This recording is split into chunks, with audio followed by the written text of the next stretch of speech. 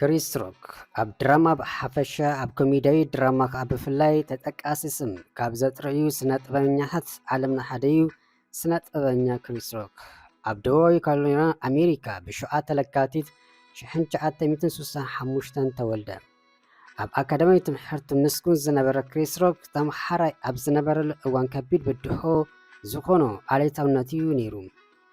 በዚ ዝኣክል ክሪስ ሮክ ገና ቀለም ከይፀገበ ብዓሌታዊ ፀርፊ መኸርኡ ስለ ፀገበ ኣካዳሚ ትምህርቱ ገዲፉ ኣብ ኣብያተ ሆቴላት ከም ኣሳሳይ ኮይኑ ከኣይ ጀመረ። ኣብ 1984 ድማ ንፈለማ ግዜ ካች ኤ ራይዚንግ ስታር ኣብ ትብል ኮሜዲ ዝተዋስአ። እታ ኮሜዲ ካብ ዝረኸቦ ደገፍቲ ተባቢሉ ከዓ I'm gonna get you sucker ኣብ ትብል ፊልም ሚያሚ ቫይስ ኣብ ዝተሰመየት ናይ ቴሌቪዥን ተኸታታይ ድራማን ዓብዪ ኣበርክቶ ዘለዎ ጥበብ ወኪሉ ተዋስአ።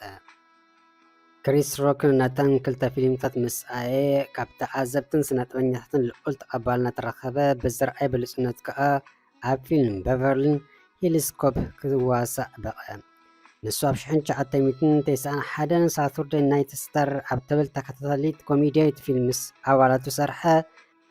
እታ ፊልም ክሪስ ሮክ ብዝተፃወቶ ተራ ዝጎልሐት እያ ነይራ። ኣብ 1993 ባዕሉ ኣብ ዝደረሳ ኮመንታሪ CB4 ከም ቀንዲ ጠባ ኮይኑ ብምውሳእ ድማ ነቲ እዮ ድርሰት ፈሊሙ። ክሪስ ሮክ ብድሕሪዚ ኣብ ቢግ ኣዝ ጆክ ዝተረኣየ ካብታ ኮሜድያዊት ፊልም ፅቡቅ ስም ኣትረፈ። ክሪስ ሮክ ናይ ምውሳእ ብሉፅ ዓቕሚ ከም ዝነበረ ዘመስክረ ግና ኣብ 1996 ብሪንግ ዘ ፓይን ኣብ ዘርእስታ ፊልም ድሕሪ ምውስኡ ነበረ። ኮሜድያዊት ፊልም ብሪንግ ዘ ፓይን ንምርኢት ምስ በቃት ብልስቲ እዮ ምዃና ከተኣምን ግዜ ኣይወሰደትን። ኣብ ኢንዱስትሪ ፊልም ብሓፈሻ ኣብ ኮሜዲ ድማ ብፍሉይ ዓብዪ ኣበርክቶውን ገበረት።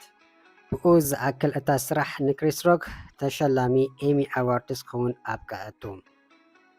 ብድሕሪዚ ኣብ 1999 ቢገር ኤን ብላከር ኣብ ትብል ፊልም ተዋስአ።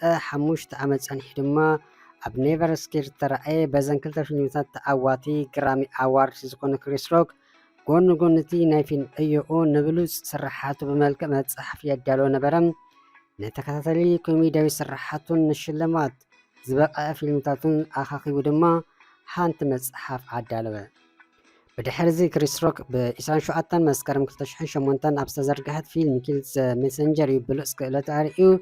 እታ ፊልም ከዓ ንሽልማት ኤሚ ኣዋርድስ በቐት። ክሪስ ሮክ ብመንገዲ ቴሌቪዥን ኣብ ዝተመሓላለፋ ፊልምታት ዝተሳተፉ ተራ እውን ቀሊል ኣይኮነን።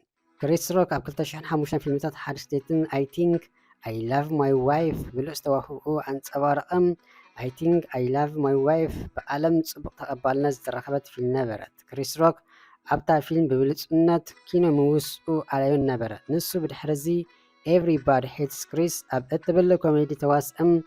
እታ ኮሜዲ ክሪስ ሮክ ተምሃራይ ኣብ ዝነበረሉ እዋን ንዝሓለፈ ሂወትን ብድሆታትን እተትንትን ኮይና ቀረበት።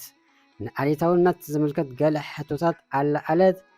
እታ ፊልም ሕቶታት ካብ ምልኣል ሓሊፋ ከም ኤሚ ኣዋርድስ ኣብ ዝኣመሰሉ ዓበይቲ ሽልማታት ክትሽለም በቂዓ። ብሉፅ ኮሜድያን ክሪስ ሮክ ብሓፈሽኡ ብድሆታት እንዳሰገረ ተስፋ ከይቆረፀ ኣብ ብዙሓት ብሉፃት ፊልምታት ሰርሒ እዩ።